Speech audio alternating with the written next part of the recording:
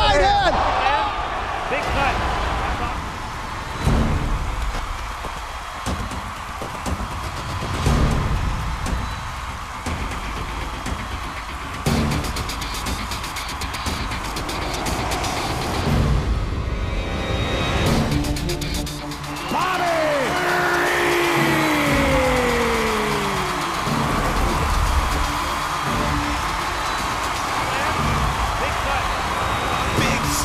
By Rampage Jackson. And that's it.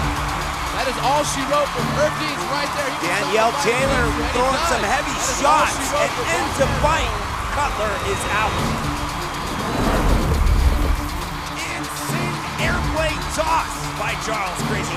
Landed takedowns. Huge knees. Two huge knees. And there she is, Ronda Rousey making her pro debut in excellent fashion. Jamie Colleen just destroying. Cutler says, no more, I'm out.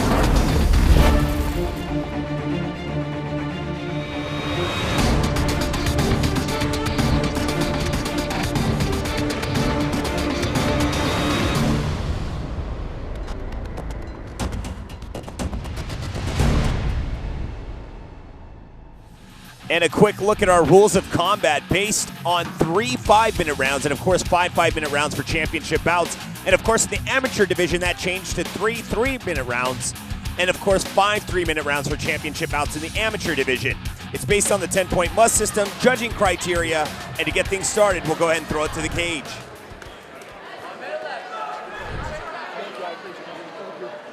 And now, ladies and gentlemen, our fighters are ready. Our officials, they too are ready. Western New York, are you ready? Please welcome to the cage, Celine, the Amazon Anderson. And here she is, Celine Anderson, making her way to the cage with a definite height advantage over her opponent. And she's got fast, quick hands, and you're going to see that here in a few seconds as she gets set to battle it out against her opponent here tonight, Kristen Janice. Kristen Janice, a local favorite out here, and Celine Anderson fighting out of Toronto, Canada. And this is just going to be one of those events where, a fighter's going to climb and a fighter's going to fall. But this is going to be a really tough matchup for Kristen Janice. Celine Anderson, obviously a well-rounded fighter, but what is at stake here is the height advantage, the reach advantage. And of course, it's all about the fighter. Is she going to utilize that? With Celine's style, I definitely, imagine her throwing her hands and throwing her feet and just throwing it all out there and utilizing that reach advantage against Kristen Janice. So we will see how that all pans out. Every fight is different, styles make matches, and we'll witness that here shortly. Once again, we are here at Seneca Niagara Resort and Casino for another night of mixed martial arts action. And of course, man, one of the most beautiful places and one of the most beautiful wonders in the world, Niagara Falls. Man, what a breathtaking moment for some of these fighters that come out of state and visit this place. They're always like, man, I just go outside, take a deep breath, and just soak it all in. Especially before you're going in trying to take your opponent's head off or dodging from getting your head taken off by your opponent. Just a couple more final adjustments here, and we are just about set, the mouthpiece. And here we go.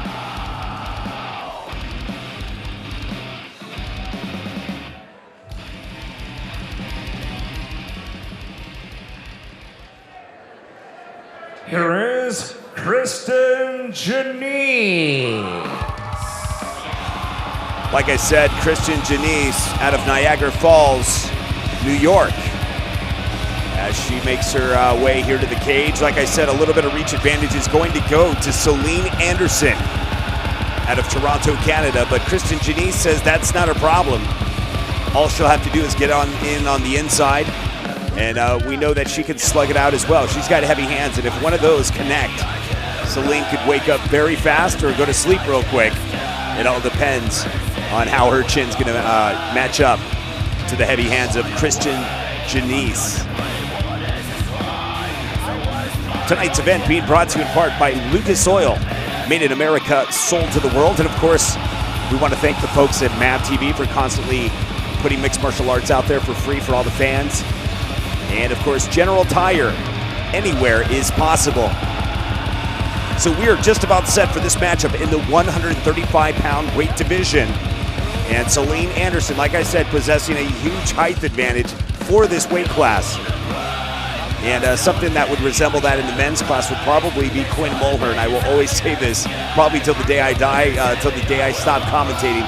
Quinn Mulhern, welterweight, who I believe was about 6'4", and man, he was just a tough guy to take on because of his limbs, and he would submit his opponents like nothing. So we'll see how this all goes when we throw out to Dean Stone.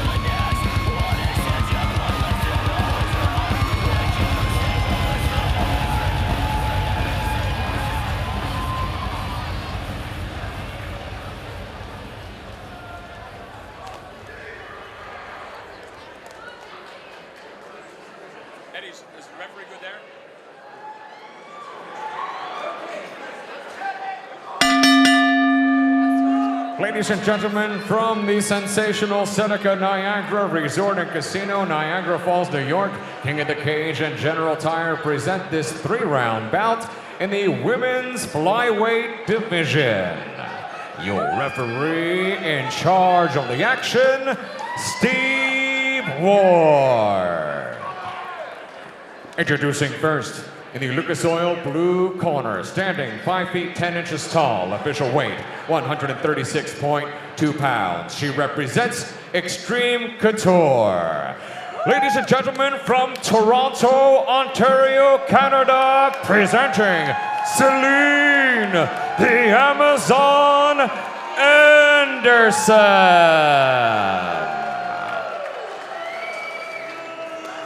Her opponent across the cage, fighting out of our General Tire red corner, stands at 5'1", official weight 132.8 pounds. She represents WNY MMA.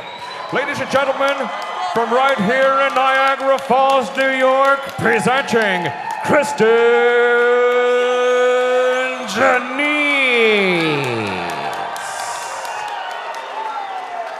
Once again, your referee in charge of this 3-round women's attraction, Steve Ward, now with the final instructions. Okay, ladies, we went over the rules in the back. I expect a good, clean fight. I expect you to listen to my commands at all times and protect yourselves at all times. If you want to touch gloves, do it now. Back to your corners. All right, here we go. We're starting off round number 1. Celine Anderson in the blue corner versus Quinton Janice in the red corner. Both fighters starting off very explosive here. Yeah, Janice just attacking really quick and trying to close that distance between Anderson and her. Anderson having a nice height advantage, reach advantage, every kind of advantage while they're standing right here you can think of. Definitely. It's going to be interesting to see how Janice tries to counter this. She's going to most likely be looking to close the distance however she can. Well, she is picking her shots, you know. I mean, like, you know, coming in with a race, trying to confuse and, you know, throw Anderson off her game. Anderson looking very focused, very calm and collected.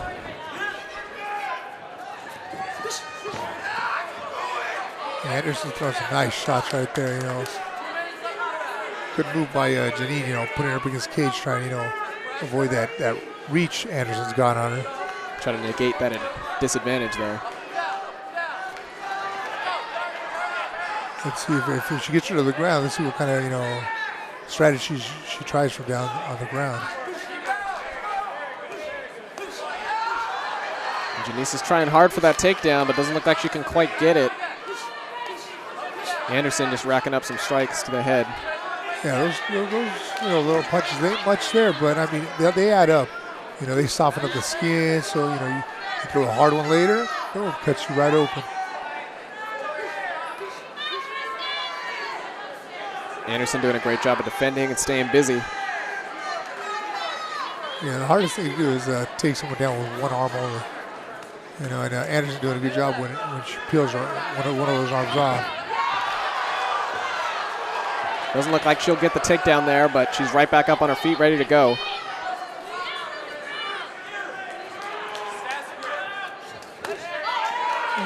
Yeah, if you look at Janice's face, it's all red. And I mean, those are just from those little hits.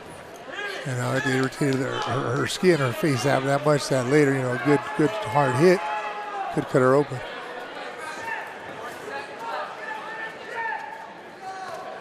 Anderson being very careful, very patient, just looking for whatever opportunity opens up to her to land a strike. She's been very accurate this round so far.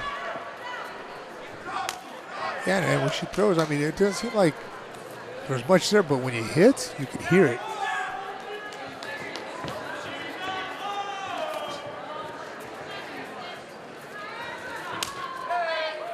Janice starting to show just a little bit of blood from the nose here.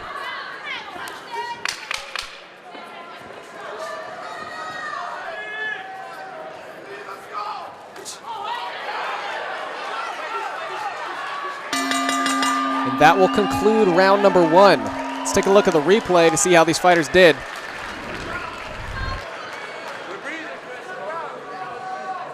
Yeah, you see Janine just coming in attacking right away, you know, trying to close that gap, that distance, get rid of that reach advantage that Anderson has on her. But right away, Anderson just, you know, make sure she gets her range in there and keeps the distance. Doing a good job. Both girls, you know, trying hard to get the advantage on this one. We'll catch round number 2 coming up after the break. Anderson versus Kristen Janice. We had a very action-packed first round there. Anderson definitely looked like a little bit more of the calm and collected fighter. Landed a few more strikes than Janice was able to do.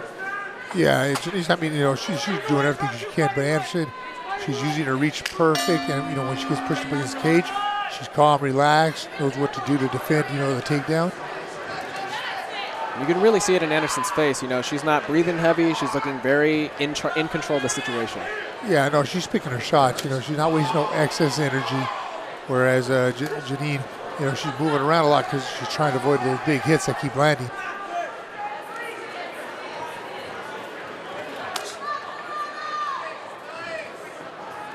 Janine's starting to show just a little bit more blood. Those strikes from Anderson are starting to add up. Janice, oh, good job right there on her party and putting her against the cage, but you got to watch the little hits right there. That probably was what got her nose bleeding in the first place.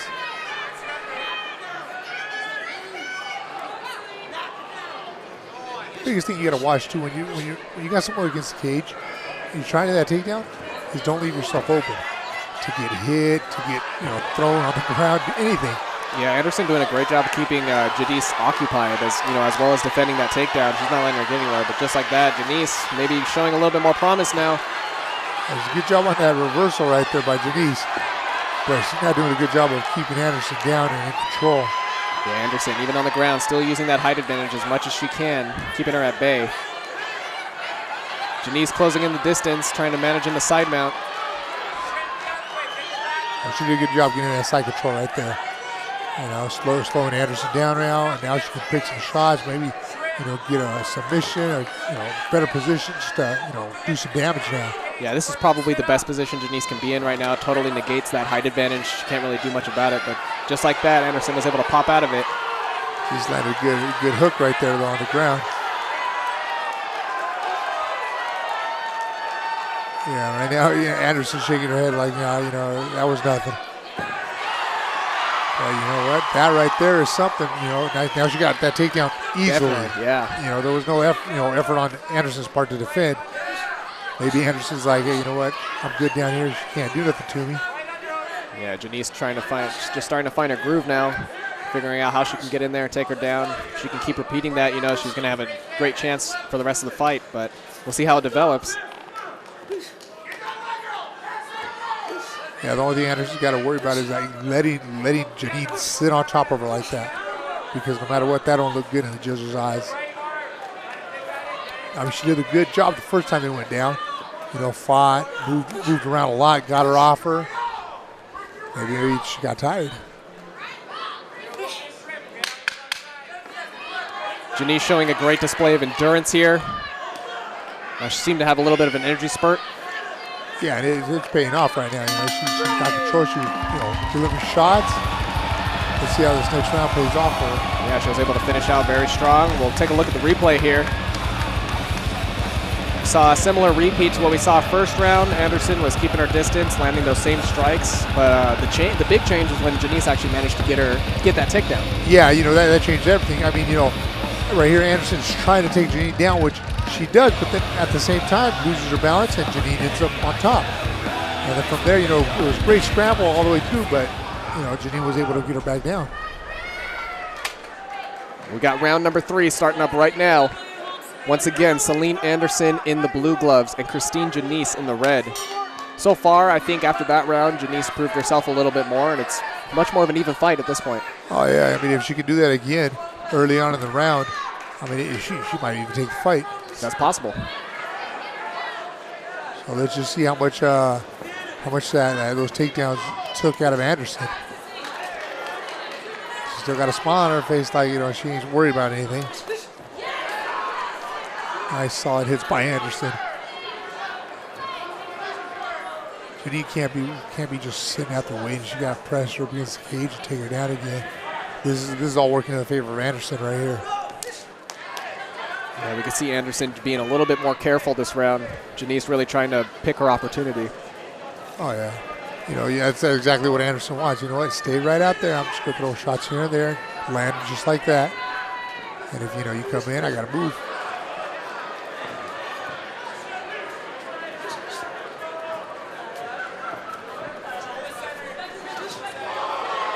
I give Janine credit. She's trying to stand and bang. But she needs to pressure up against the cage and, do what she did in the second round toward the end, which worked, and get her on that ground.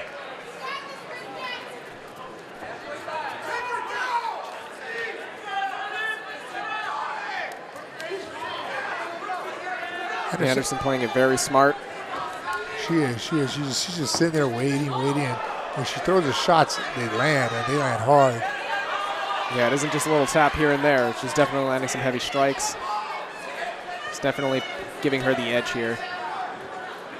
Yeah. Janine tried to close the gap, and Anderson just put her hand on her shoulder and pushed her back like, hey, stay away from me right there. She's not letting her get close to her.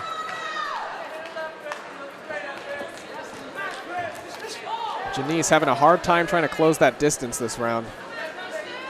Yeah, I think Anderson's corner said, hey, do not let her get close to you. Don't let her press on you. She comes close. Hey, put that arm out, stiff arm her.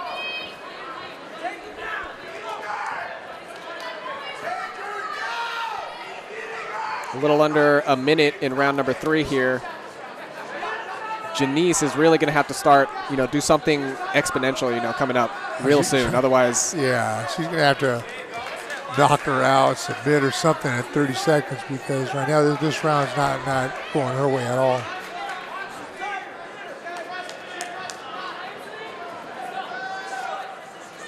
But at the same time, Anderson, she's a little too passive, I think. She should be, doing a little more just to, practice her skills out there, show her talent. Right. Don't just sit there and say, okay, I got the win, let me just cruise to the end. Coming up on the last 10 seconds here. Janice trying to do whatever she can to improve her performance here, and that's it. What a great fight between these two warriors. We'll check out the replay of that last round. Yeah, I know. These girls are trying their best. I mean, Anderson a little too relaxed in my opinion, but she did what she had to do to keep Janice off her, not let her pressure this cage. Yeah, so I mean, it was good.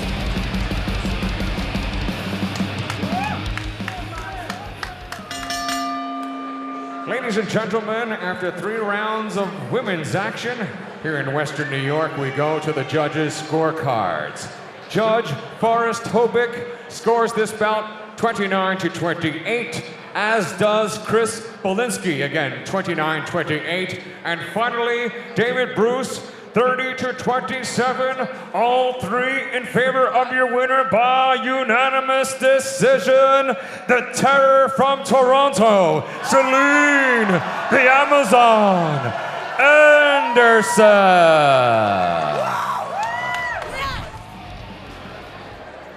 Here is Nigel, the Black Lion Crosswell.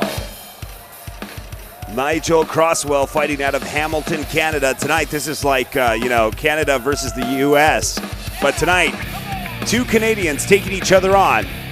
This is sort of a battle of bragging rights here tonight as he takes on Joe Pimentel out of Welland, Canada. But let it be known, and let there be no mistake, that these fighters, they have their fan base in this area. So, you know, even though they're fighting out of Canada, I've seen a lot of Canadian fighters, you know, have a huge fan base in this area. Possibly they were raised out here, moved over to Canada, family, you know, whatnot. But it's just incredible. This is sort of like, you know, the two borders meet here with these two fighters coming from the same territory or same country, in fact. So tonight we have a huge matchup here in the 125-pound weight division. In the amateur division, both fighters looking to put their skills out to the test here on the big stage, once again at Seneca Niagara Resort and Casino. And the final lookups and adjustments. And here we go.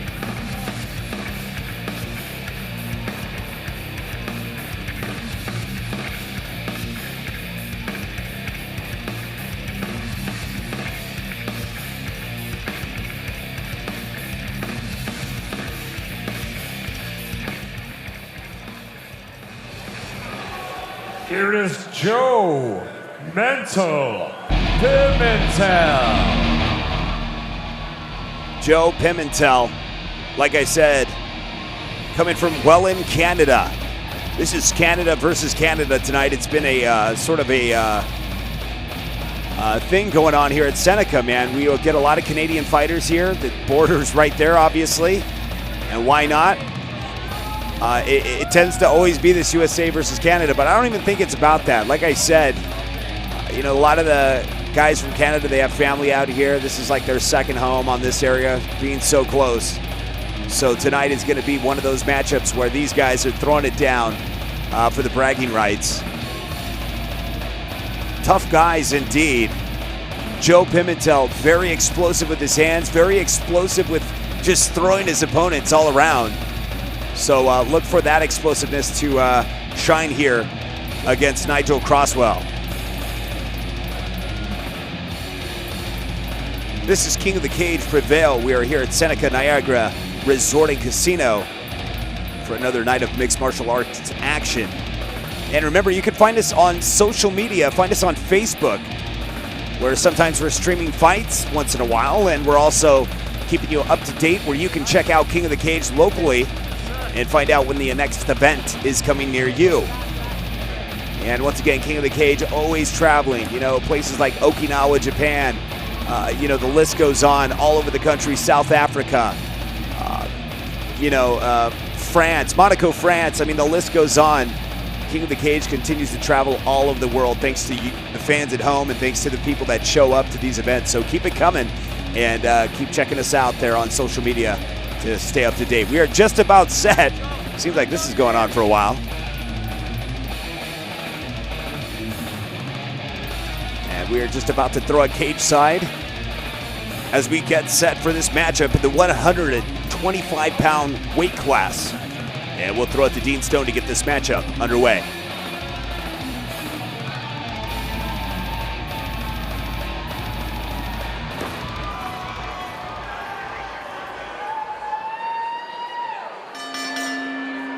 Ladies and gentlemen, from the Seneca Niagara Resort and Casino, Niagara Falls, New York, King of the Cage and General Tire present this 3-round bout in the junior flyweight division.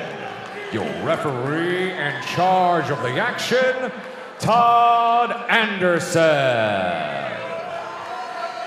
Introducing first, in the Lucas Oil blue corner, standing 5 feet 10 inches tall, official weight 124.2 pounds. He represents Crosswell MMA and Steel Town Boxing. Ladies and gentlemen, from Hamilton, Ontario, Canada, presenting Nigel, the Black Lion Crosswell.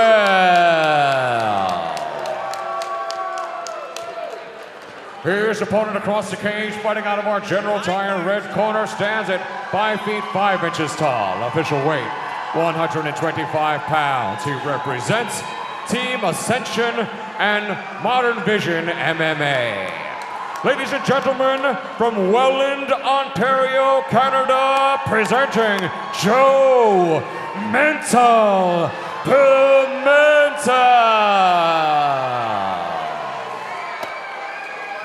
Once again, your referee in charge of this 3-round junior flyweight bout, Todd Anderson, now with the final instructions. Gentlemen, we know the rules of the bout. Protect yourself at all times, obey my commands at all times. If you wish to touch gloves, do so now. Step back to your corner. Welcome to round number 1. We have Nigel Crosswell fighting Joe Pimentel. Crosswell, of course, in the blue gloves and Pimentel in the red. Let's see how this plays out. Well, the gloves are black, but he's in the blue corner. Well, they got a little bit of tape. They got the tape around the wrist. It counts. Both guys coming out with some nice leg kicks.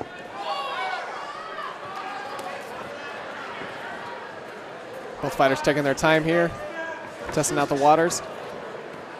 I don't know about Crosswell looking like he's putting on a little bit more of the aggression. I think both guys do pretty good on the aggression part. It just, it's just going back and forth right here.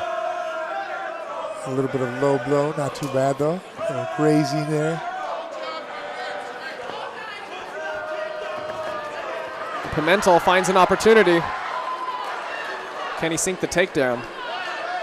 I don't know, Crosswell right there, quick on the reaction. Locks up one arm, and we'll see right here. You get that. He gets one arm out. It's hard to take someone down with one arm. Pimentel locking the leg.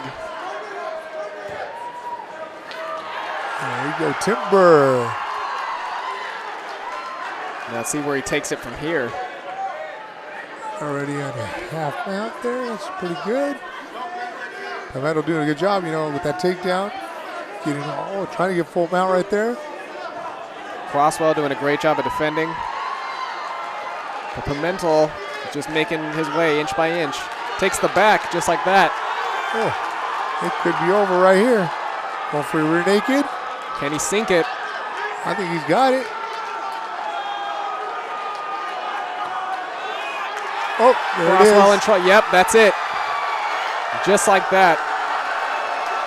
Pimentel just, he was patient, he's calm, looked for a strike, knew when he saw that takedown, as we can see here in the replay, once he was able to get that, it was all over from there. Yeah, I didn't think it'd be that quick though. I mean, honestly, me neither. Crosswell was doing a good job defending, doing everything he did, but once Pimentel got the back, it was over. Yeah, Pimentel was putting up a great fight to try to defend that takedown, but once it eventually got back down, Pimentel was just persistent in maintaining good position. And that's all it takes, if you're just patient and persistent, and an opportunity will arise, and look at that right there, you softened him up with those blows, and he just gave him the rear naked. Yeah, looks like he lifted the chin just way too early, was just not keeping it down, must have been the only way he could have sunk it in there. Didn't have quite the best angle, but enough to show what happened. Oh yeah. Very clear, and just like that, Crosswell taps, Pimentel comes out with the win. Ladies and gentlemen, the official time, 1 minute and 43 seconds of round number 1. Your winner by tap out via rear naked choke, Joe Mental Pimenta.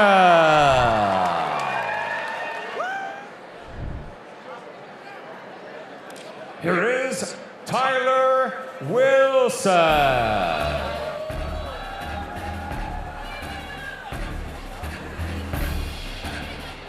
And we are just about set for a matchup in the 140-pound weight class. Dean Stone, a nice little shot there.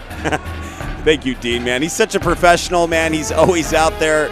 He's traveling the world, too, as we mentioned earlier. We are always out and about. And we could be coming soon near you. So just make sure you stay posted on all our social medias sites, and you can stay informed that way. We're just about set for this matchup.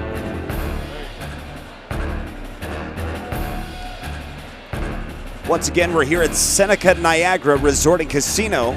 This is King of the Cage Prevail.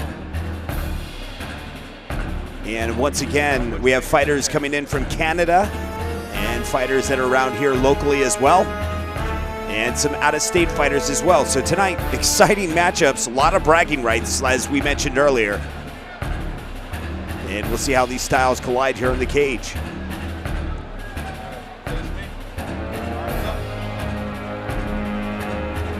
Still with the final adjustments here as we wait patiently cage side. We're just about to throw it to Dean Stone once again to get our next fighter out here.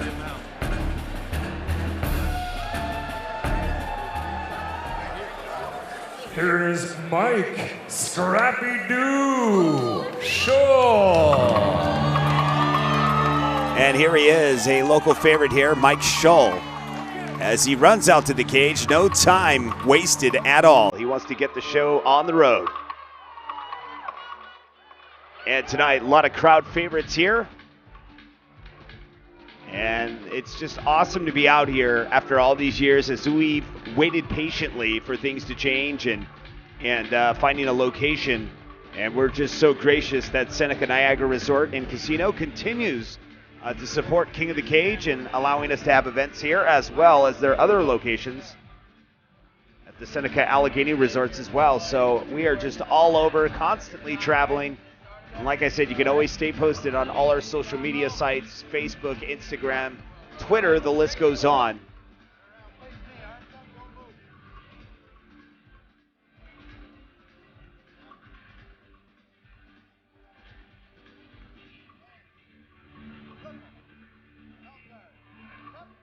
Just about set, and here we go. We're just about to throw it to Dean Stone to get this matchup underway in the 140-pound weight division.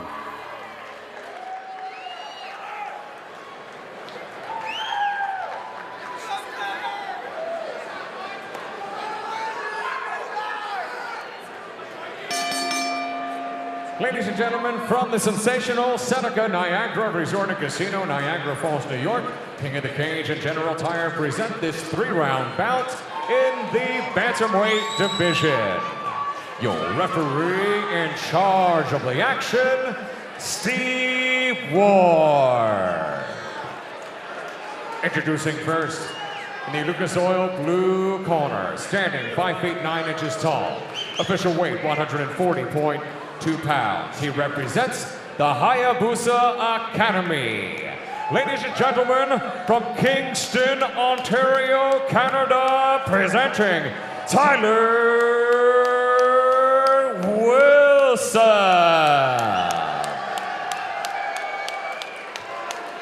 Here's opponent across the cage, fighting out of our General Tire red corner, stands at 5 feet 8 inches tall, official weight also 140.2 pounds. He represents WNY MMA and Fitness.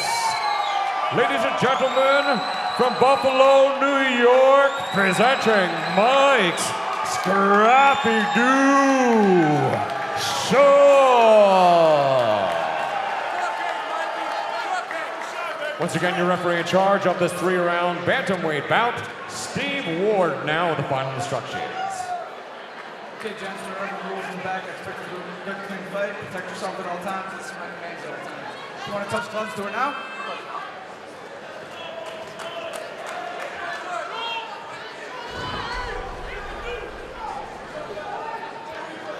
We kick off round number 1 between Tyler Wilson and Mike Shull.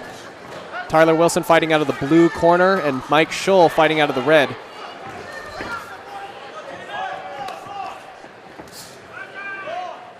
Fighters exchanging some rather heavy shots right off the bat. Oh yeah, it looks like someone wants to knock out in this round. Well, I think the fans and all of us here would love to see that. Oh, most definitely. You know, that's what we come to the fights for. See someone get knocked out.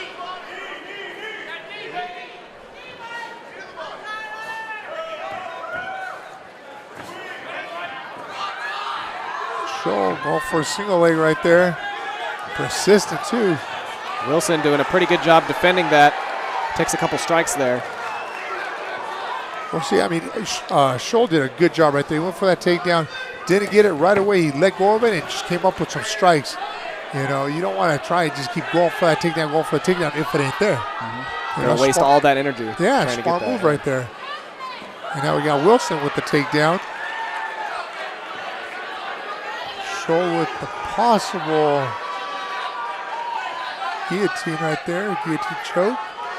Looks like he's trying to sink it in. Legs look like everything looks like it's right in the right spot. Scholl doing a great job keeping control, maintaining position. Wilson could be in a bad spot here. Well, Scholl's got to stretch him out, you know. If he's got it, well, his arm ain't in all the way, but I mean, if he stretches him out, that'll help too. Make it a little more uncomfortable for Wilson. But then again, if Scholl keeps hanging on, you know, he could be wearing his arm out right there. That's what you don't want. You know, if you don't got it, let it go and switch to something else. Move on, find something else, a new opportunity, new position. Yeah, because even just holding it, no matter what, you know, you're still holding it, putting some pressure there, and it's going to tire your arm out. Right. And the way these guys have been throwing, you know, leather, it's going to, you're going to need that. Oh, look at that. Transitions right there to an arm bar.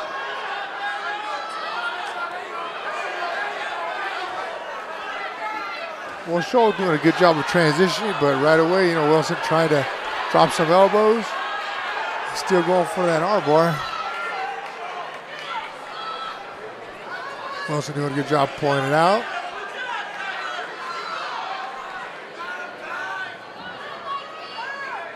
Very even fight so far. Yeah, no one's got an advantage. I mean, you know, Wilson advantage because he's on top, but both guys, you know, going back and forth right here, you know, doing a good job defending, good job of attacking. Yeah, Scholl seems to have no problem defending from his back, and he has to. Wilson doing a good job dropping some elbows here and there. Yeah, this is where when guys are on the ground, this is where I'm like, hey, you know what? This is exciting. It ain't just them wrestling or grappling on the ground. You know, they're moving. Look at this here. Wilson looking for the slam possibly, but Scholl not going to let it happen. Oh, he's sinking it in right there. Look at that. Now he adjusted. He's got it in. Got the triangle. Going for that leg. They're sinking it even deeper, get it tight. It's not looking good for Wilson. This is a very dangerous position to be in.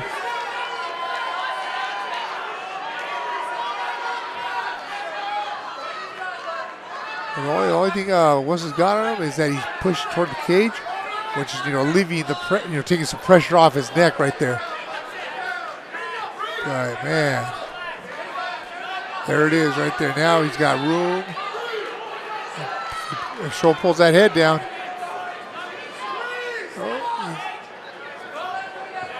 Wilson doing whatever he can to get out of this.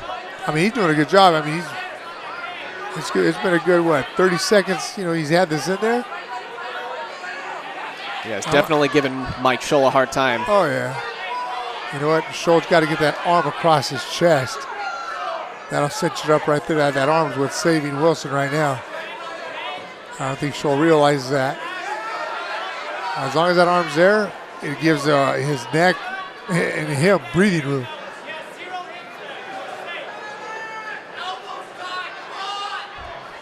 Or Scholl's transition and grabs that arm and turns it into an arm bar. Same thing, but right there, look at that. Oh. Wilson making his way out of this. Oh, he's got little by little, inch by inch. 10 seconds, and they can restart.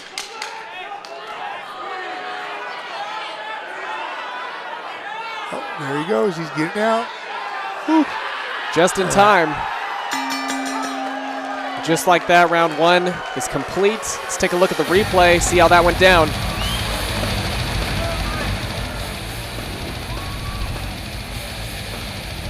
You know, these guys started off on fire, you know, standing up, going back and forth. You know, Wilson goes for a takedown, and he gets it. And from there, I mean, Scholl doing a good job of transitioning from, you know, one submission to the next, keeping Wilson guessing on what's going on. I mean, it was good action all the way on the ground. You know, they just weren't just stalling out on each other, or holding each other, or nothing like that.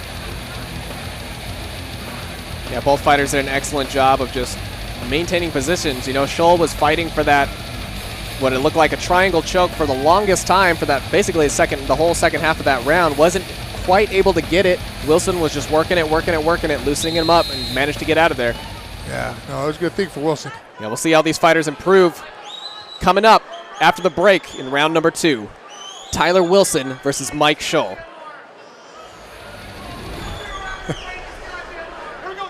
Once again, Tyler Wilson fighting out of the blue corner and Mike Scholl fighting out of the red.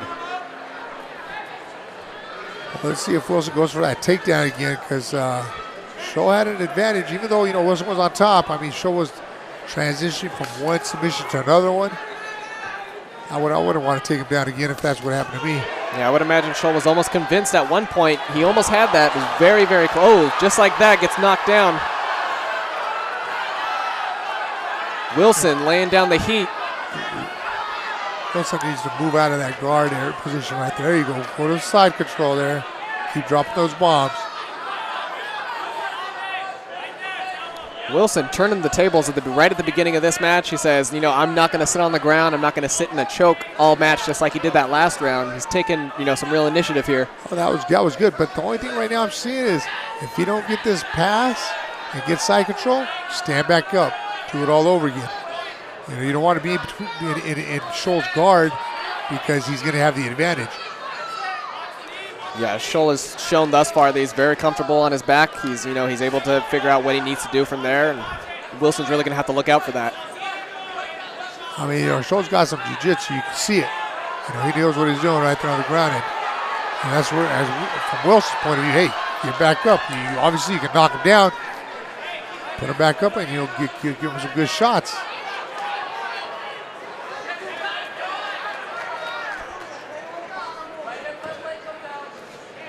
This match is brought to you in part by General Tire and Lucas Oil.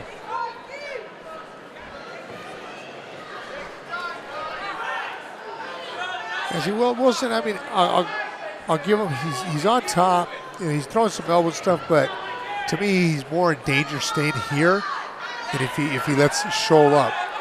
Because from any position, Scholl attacks, and he goes for submissions. And yeah, Scholl was really able thus far to show us that he could take a defensive situation and turn it right into offense, at the flip of a coin. Yeah. There we go. Wilson gets full mount. Scholl didn't like that too much. And look at that. Deliver those shots. That's what we're talking about. Get a good position. Do your damage. Yeah, Wilson doing a much better job this round of maintaining control. He's landing those heavy blows, shots that's needed. Is definitely going to start racking up for him in the judge's eyes. Yeah, I know his position right here is a lot better, because when he's in Scholl's guard, he has nothing. Right here, he's got Scholl in an awkward position where Scholl can't do no kind of submission on him, transition from here to there. And Wilson, look at that. Going for a little choke right here. Wilson mixing things up a little bit here. He's a little bit off, but he's trying. Let's see here. I mean, like I said, this is where he wants to keep his weight on him like this. Scholl, there you go. Look at that. Got his back. That's where you want to be right here. Soften him up a little bit. Give him to relax and open up and give it to you. Look at that. Uh-oh. That looks good. Looks deep. Yep. That might be it. And that's not how you defend a choke. I'll tell you right now. You don't just put your hands there and pray. You got to start peeling those hands off. When you see a fighter do that, it's just like, whoa, what are you doing? Come on. Yeah. Fight the hands. You got to focus on whatever you need to do to try to get any kind of pocket of space for your neck, to breathe. Exactly. Take a look at the replay here. Well, what a turnaround from Wilson. Yeah, no, it surprised me right there. Right here, Wilson knocks him down with a punch, and he comes in with a nice flurry. And, Scholl did his thing, moving Wilson around, trying to, get submissions and all this other stuff. But in the end, Wilson came out ahead. Yeah, Scholl was able to do a great job of maintaining that defense, was able to counter most everything that Wilson was throwing at him. But, he couldn't do that for the entire fight. He was going to have to take some kind of initiative there. And Wilson looked like he had a little bit more energy, was able to take the back, sink that choke in. I think he wore him out right here in the second round. Definitely. And that's why Scholl was stuck, right here in this position.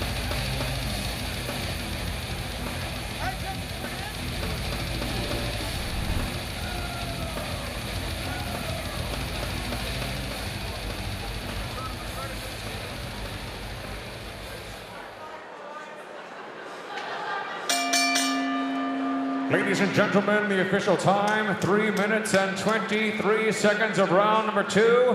Your winner by tap out victory from a rear naked choke, Tyler Wilson.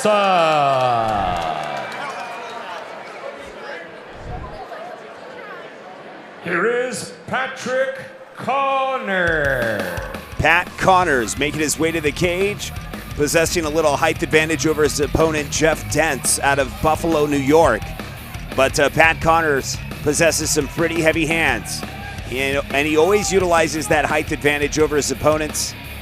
Tonight, I see him slugging it out with his opponent. I don't see this really going to the ground. I just see it as a stand-up war.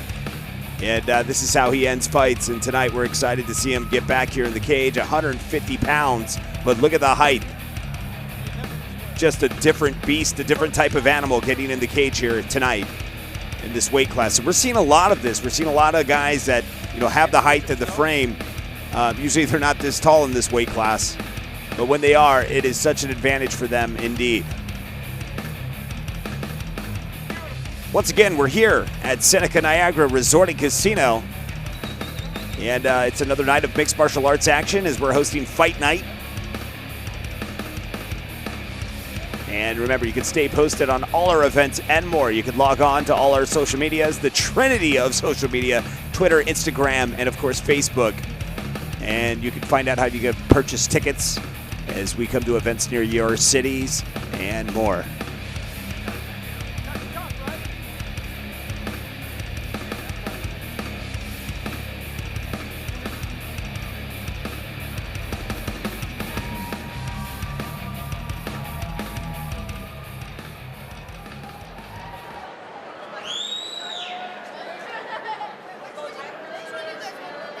Here is Jeff, Captain Caveman Dance. And here he is, Jeff Dents, making his way to the cage. Ready, locked, and loaded as he gets set to take on Pat Connors. Like I said, Pat Connors has a little bit of height advantage over him, but we'll see how that all pans out. Not too much of a height advantage. You can see that they're pretty much identical when it comes to the stats here. And I can tell you right now, he's got the hands as well to back it up, and he's very calm and collective. And tonight, heading out as one of the top prelims here tonight at King of the Cage Prevail. Once again here at Seneca Niagara Resort and Casino. Now tonight, like I said, Jeff Dents brings a lot to the table, lots of experience. Pat Connors is going to bring those hands, and he's going to utilize his striking ability. But we'll see where this goes. I mean, Jeff Dents, may have a different game plan against that height advantage. And we've seen that hasn't become sometimes a disadvantage for certain guys. And it just depends on the fight, obviously. Styles make matchups, and we will witness that here shortly. Tonight's event being brought to you in part by General Tire. Anywhere is possible. And, of course, Lucas Oil, made in America, sold to the world.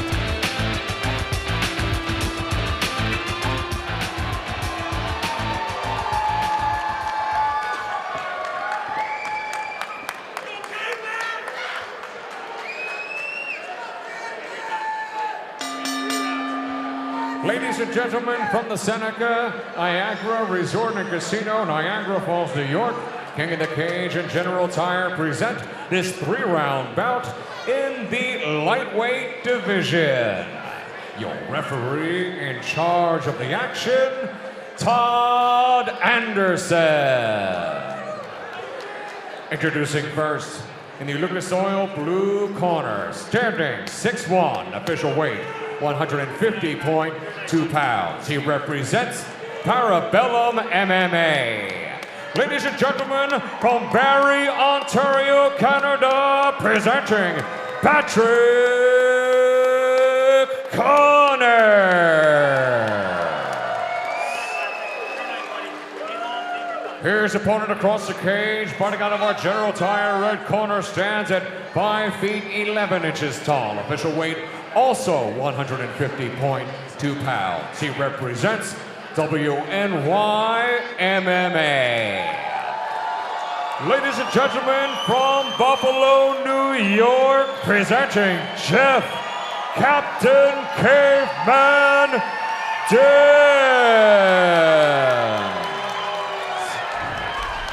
We're kicking off round number 1 between Pat Connors and Jeff Dens. Connors, of course, in the blue corner, while Dens in the red.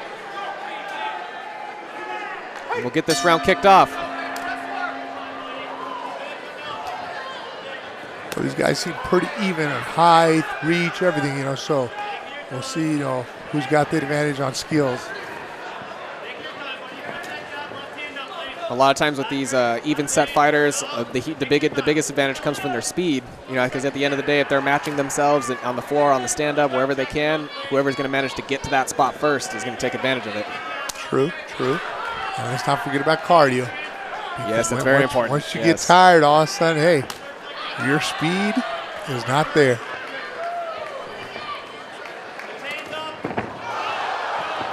That was more of a slip right there. You know, it helped with a punch, but that floor does get, that mat gets slippery, you know, after a couple fights. Yes, it does. All that sweat and blood. Oh, yeah. And these guys are kicking, so, I mean, you know, when you're up in your, one leg up in the air, it can, you know, throw you off.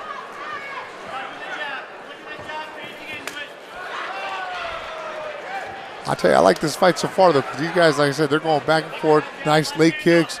You got some good combos going on, and a lot of action. It's good to see some strong kicks in a stand-up fight, you know. Of course, we love the punches, we love the fists, but, you know, got to show the legs a little bit of love. Of course. Just, you got to be careful when you throw those legs. Have a little more control. Yeah, Dan's looking a little thrown off here. He's right back at it.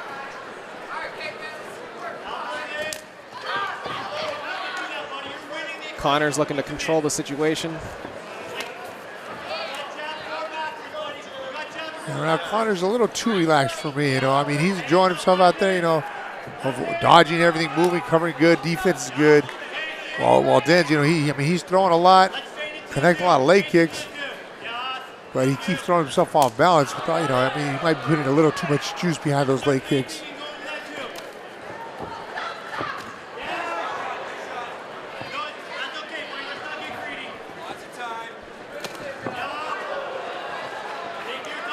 Connor's picking his shots, and I mean, they're good. When they land, you can hear them thump on them.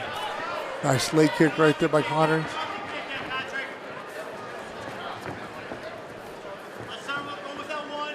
Connor's being a little more calm and collected of the two. Seems he's just looking for that opportunity to strike whenever he can. Dan's putting on a little bit more of the aggression, as you were saying earlier. Yeah, I think Connors is the speed man, and Dens is, you know, the power guy here. Oh, look at that. Just like that. I wasn't even sure who got knocked out for a second there. I heard his pop out, but you know what? I think that's where we talk about speed. There we go. Look at, yep. Quick. Was able to connect way before Dens was able to pop that shot off. Just like that. Put to sleep.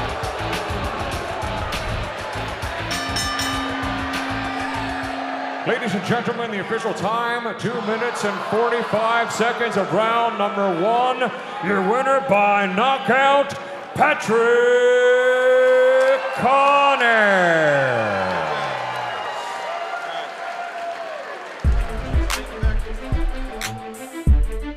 Daniel Rosales, I don't know much about him.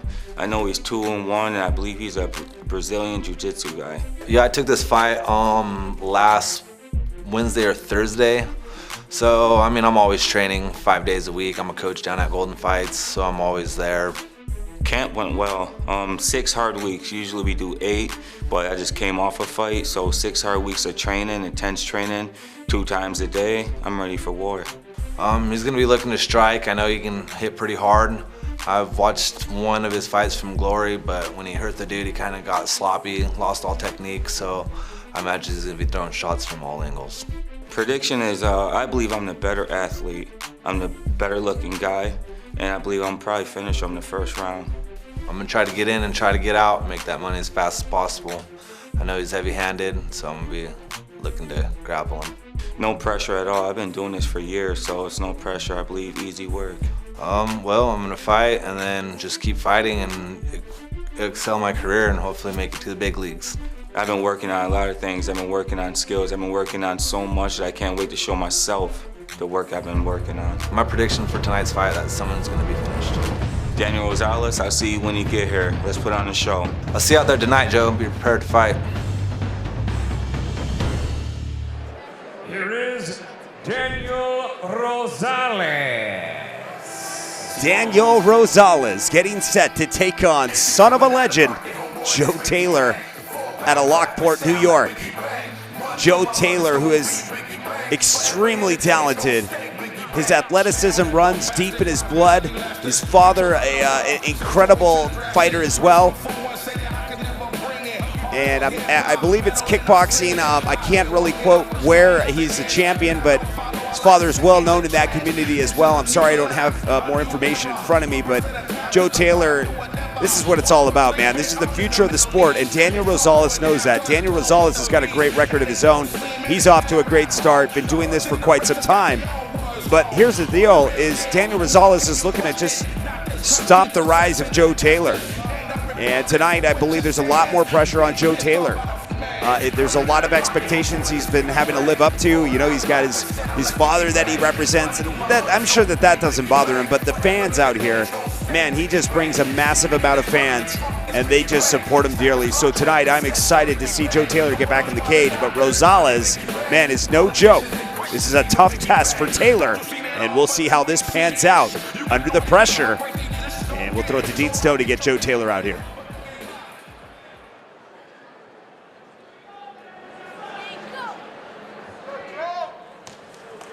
Here's Joe, son of a legend, Taylor.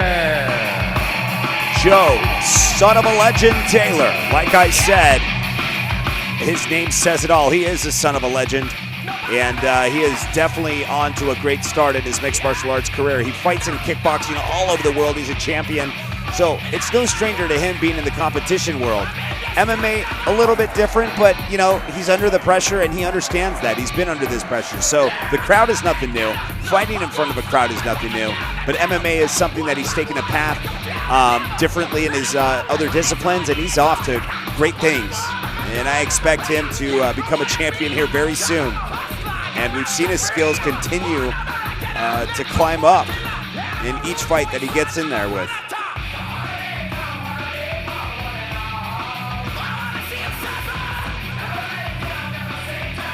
And Joe Taylor, man, like I said, look at this guy. He's a specimen. He gets in there and, man, just intimidation.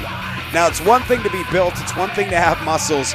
But to have the skills to back it up, that's where the difference is with Joe Taylor. He has skills, man. He's just not, you know, this body getting in there, man, because he's been in the sport. And there's a reason why, you know, he's been doing this for quite some time in the competition arena. But in mixed martial arts, Joe Taylor, like I said, he is in a rise right now, and Rosales is looking to stop that. So this is a very important fight, not only for Rosales, but also Taylor.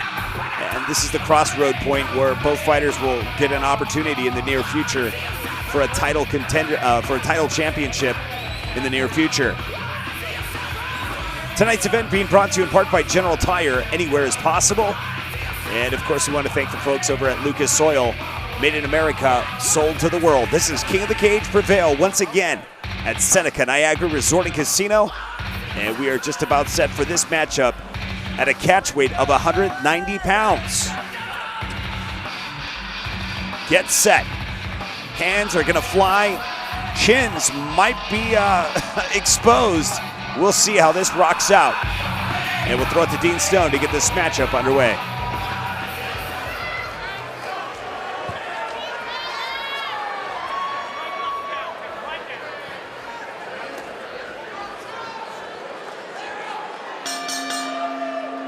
Ladies and gentlemen, from the sensational Seneca Niagara Resort and Casino, Niagara Falls, New York, King of the Cage and General Tire present this 3-round bout at a catch weight of 190 pounds. Your referee in charge of the action, Steve Ward. Introducing first, in the Lucas Oil blue corner, standing 6 feet tall, official weight 191 pounds. He represents Golden Fights, Record, 3 victories, no defeats, and 1 no contest. Ladies and gentlemen, from Grand Junction, Colorado, presenting Danielle Rosalie.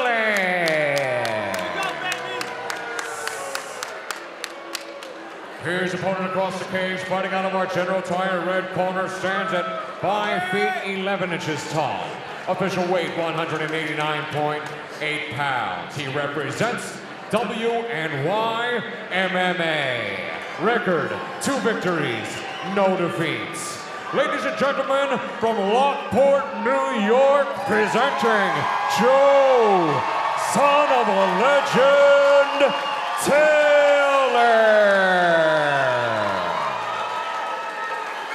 Once again, your referee in charge of this 3-round bout, Steve Ward, now with the final instructions. Okay, gentlemen, remember the rules in the back. Protect yourselves at all times. Listen to my commands at all times. If you want to touch gloves, do it now. Okay, back to your corners. Here we are, round number 1. Danielle Rosales versus Joe Taylor. Rosales in the blue corner and Taylor in the red. Looking forward to a very explosive match. These guys are a little bit heavier. It's catch weight of 190. So these guys should have nice knockout power. Good heavy hits. I want to see another knockout after this, the one we just saw. I know, definitely. Now we're all excited. We're hoping it happens again. Of course. All you need is one to start the momentum. Both Rosales and Taylor here at King of the Cage have shown plenty of knockout potential in the past.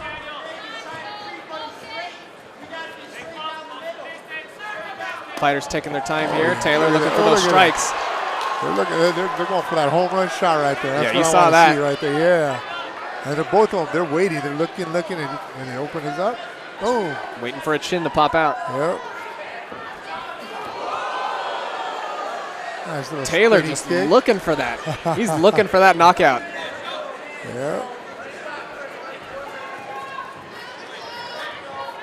We'll see if he can get it. Rosales doing a good job of just being patient, making sure dodge those attacks, dodging those hits. Keeping covered too, you know. Yeah. Keeping those hands up high.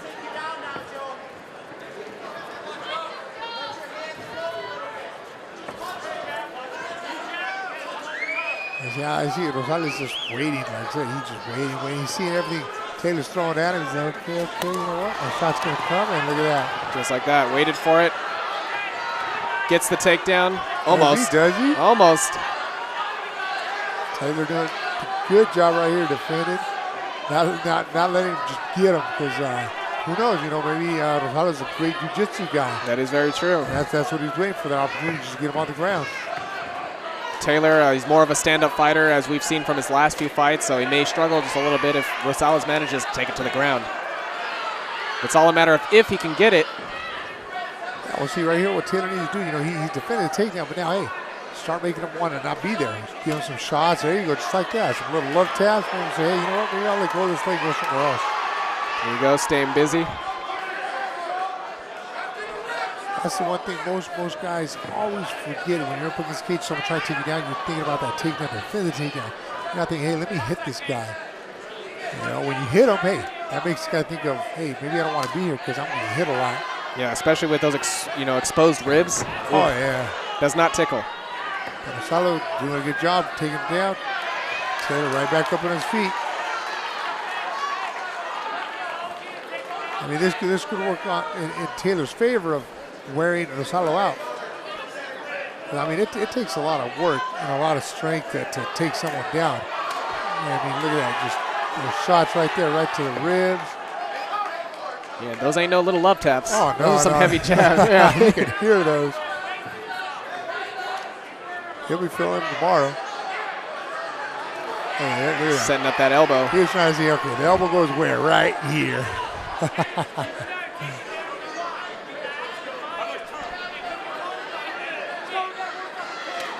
So right there asking for how much time's left.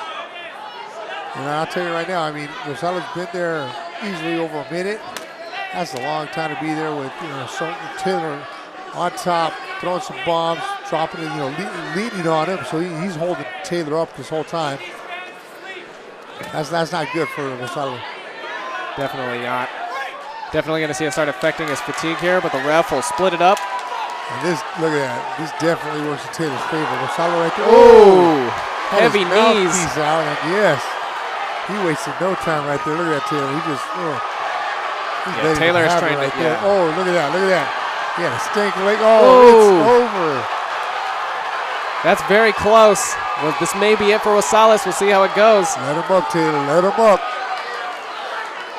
I tell you, you get a guy like that, let him up. There you go. Come on, let him up. Tell him stand up. Taylor knows where he wants it. He wants That's to keep it on the stand-up. He knows where it is. That's what you need to do right there. Look at that. He knows. Hey, put him on his feet. Put him right back on his butt. Look at that.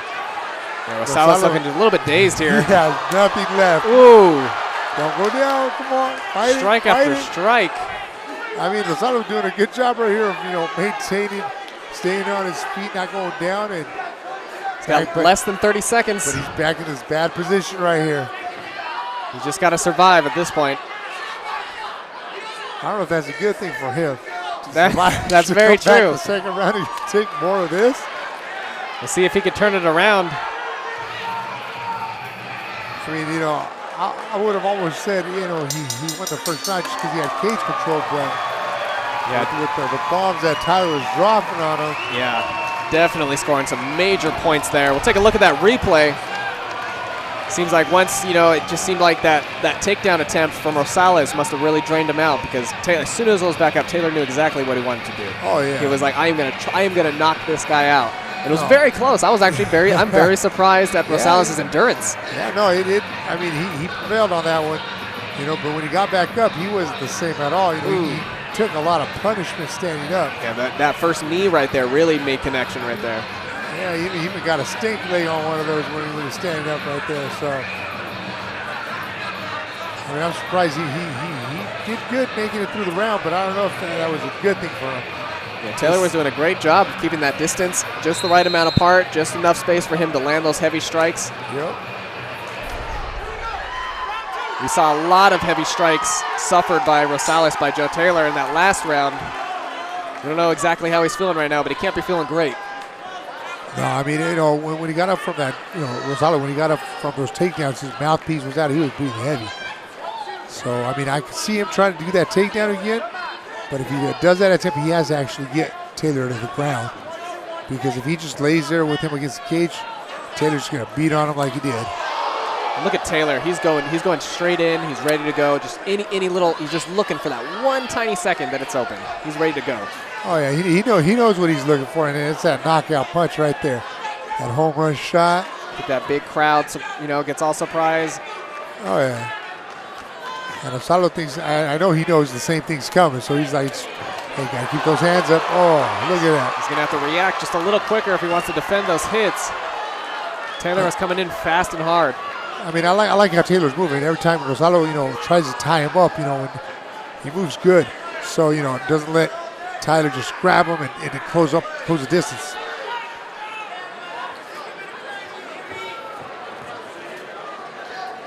Rosales looking like he's just trying to catch his breath here. Oh, he is. He's breathing heavy. Yeah, those are some heavy strikes to just bounce right back from. No, yeah, I mean, like I said, he's showing a lot of toughness right here. A lot of heart being there. Oh, look at that. He even tells him, come on, hit me harder. That ain't nothing. Soaking him up. Maybe he's trying my strategy. We'll let Tyler beat him until he gets tired. He can't beat him no more, and then he'll come in and put him away. It's very possible. We've seen it before. But at the same time, Tyler, he's not throwing foolishly. He's picking his shots. Yeah, definitely. So he ain't wasting no energy and all that. He's composed. I'm waiting for one of those Superman punches to land. It's just a matter of time right here, because it's not like I said, he gets his hands up, he blocks, but he takes them.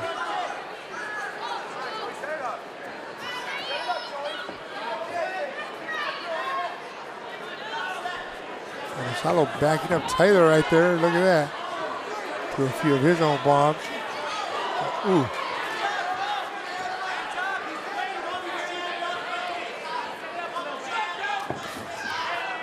I think Tyler, even though he doesn't look as bad as Rosalie, is a little bit winded. I mean, he's got a lot of muscle there. And I mean, when he throws with a lot of heat. So, I mean, he might be getting a little fatigued too. That's very possible, but definitely his energy is just a little bit higher than Rosales.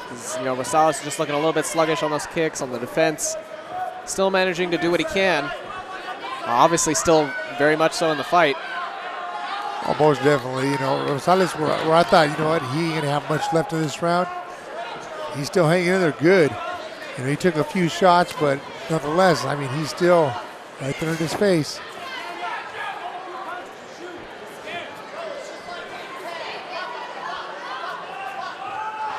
Taylor slowing down a little bit here. Looking like he's taking a little bit more time now to measure out his shots.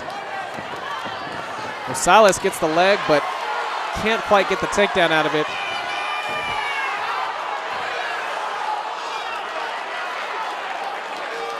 There we go. Taylor says stand it right back up. That's good, because, I mean, you know, if he goes on the ground, that's where Rosales is going to rest, you know, and then maybe get him on some submission.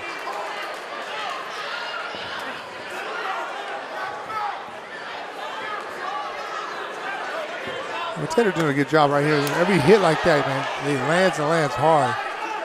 Rosalie tough as hell. You know, say, hey, come on, let's go. I got some punches for you.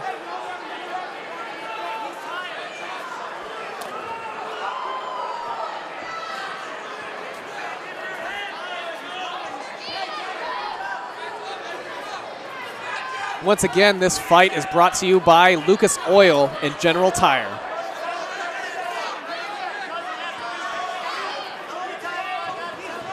Joe Taylor still looking for that opportunity. But at this point, I'm not very sure if 1 or 2 punches is going to do it. Who knows? No, you know what? Rosalie, he's shown, you know, he can take a hit. So Taylor's going to have to connect pretty good on those shots.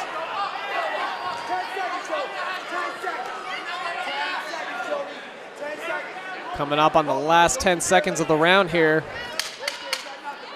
Now you see a difference too. With Rosalie having Taylor against Cage, Rosalie's the one delivering some punches to Taylor, trying to soften Taylor up.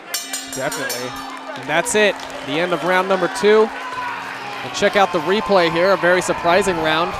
Rosales definitely impressed me. I was not expecting him to be able to last that entire round, especially taking the hits he was doing this one. Oh yeah, you know, Taylor came out good. You know, throwing his combos, avoiding the takedown, delivering some good shots.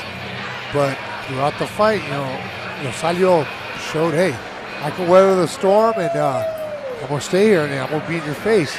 You know, he wasn't backing up. He was actually chasing Taylor throughout the round. Yeah, he was in it the whole time. Kept asking for more every single time. He's not done, you know, not a very easy fighter to put out at all. We'll see how he lasts coming up in round number 3 after the break. We're getting ready to come into round number 3 now. Daniel Rosales versus Joe Taylor. We've seen a very, very explosive match thus far. Joe Taylor is just dishing out the heat. You know, he been dishing it out. And you know what, though? I think it started to catch up with him. Well, both men were, you know, Rosalie was tired after round 1 and even going into round 2, but I think he was starting to recover a little more, whereas Taylor, throwing so much heat, started slowing down. And you saw just right at the last, you know, 10, 15 seconds of the round, Rosalie having Taylor up against Cage and actually punching him. Yeah, Rosales definitely showed that he's very much so still in this fight. You know, it's not a one-sided thing. It's still going anybody's way. Joe Taylor, I'd say, is just a little bit more in the lead just because of the amount of strikes he's been able to land, but Rosales is very much in it. Oh yeah, I mean, like I said, this round he could take it, and I mean, if he puts him away, it might be easier for him to, you know, put him away just because he's more fatigued. Taylor just doesn't have the same oomph that he did have in round 1 and the first half of round 2.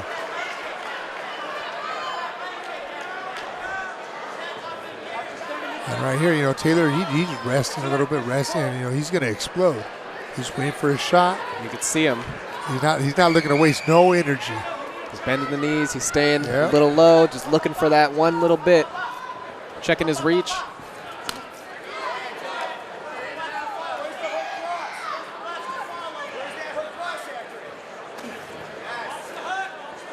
So Taylor's still doing his thing. You know, he's delivering those hard shots, and they're connecting. With Rosalie, though, man, He's taking all his shots. And that was more of a good high leg kick. I know a lot of times, you know, people get kicked in the stomach or the upper thigh, and they want to, you know, take a break. And oh no, hey, that was my cup. Rosalie right here, you know, showing, hey, you know what? We're good. Rosalie is starting to bring up a little more heat. And he needs to, you know, he needs to turn it up. Definitely, it's round number 3. If he's going to make any impact, it's got to be now. I can see if Rosalie throws a little more leather and a little more kicks, it's going to throw Taylor off, and then it's going to open him up for that takedown. And I'm pretty sure if Rosalie gets on top of Taylor ain't going to be able to get out just because of fatigue reasons. Yeah, we've seen pretty certainly from Taylor that he wants to keep it on the stand-up. You know, if it goes to the ground, he's standing right back up, waiting for the ref to call it. Yep.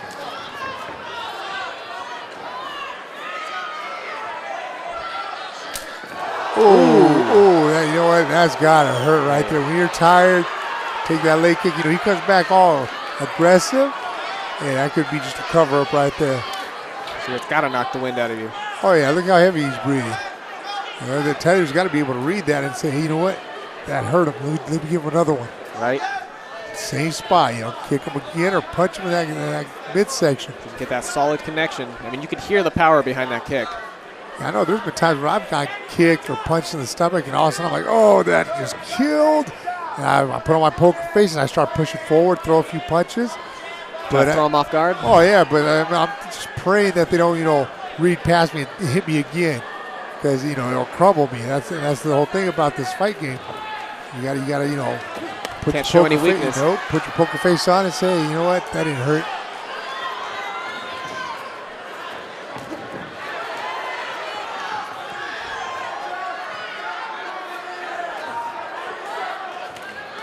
Taylor throwing some nice jabs. Yeah, Rosalie trying. I mean, Taylor still got that speed on him. You know, when he throws those punches, I mean, and they connect pretty good.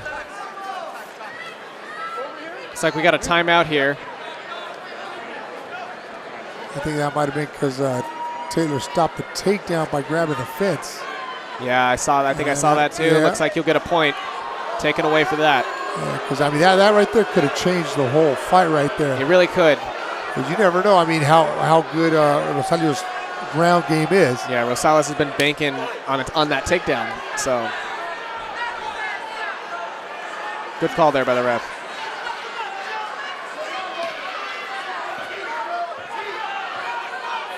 You know what, I don't know if that could have cost Taylor the fight, but I mean, it cost him the round probably, but not. I don't know about the fight though, because I think Taylor got the first 2 rounds. Yeah, he's been maintaining really good control. He's able to land all those strikes that he's throwing. I mean, even in this round, I mean, he was doing a good job, you know, throwing a lot of punches and connecting. You know, where Rosalie, you know, he's trying, but it just ain't happening.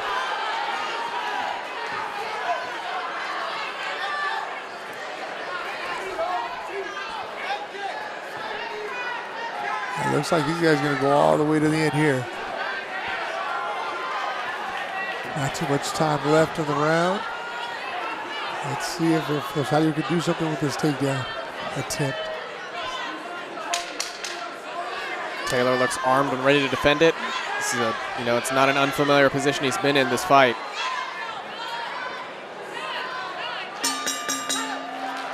Just like that, round number 3 concludes. What a match. Wow, it was an exciting fight, I'll tell you that right now. Definitely, you know, that's something the whole crowd wants to see. It. We got a lot of exchange of some heavy hits. Almost a knockout a couple of times there, but very surprised to see Rosales still standing strong, no problem. We'll take a look at the replay right here. Yeah, no, Tyler, I mean, he was on it. You know, when he threw good. And that kick right there, man, whoo. Devastating. That got Rosales breathing heavy after that. But nonetheless, I mean, Rosales, tough as nails. He would not give up. Wouldn't give it up to Taylor at all.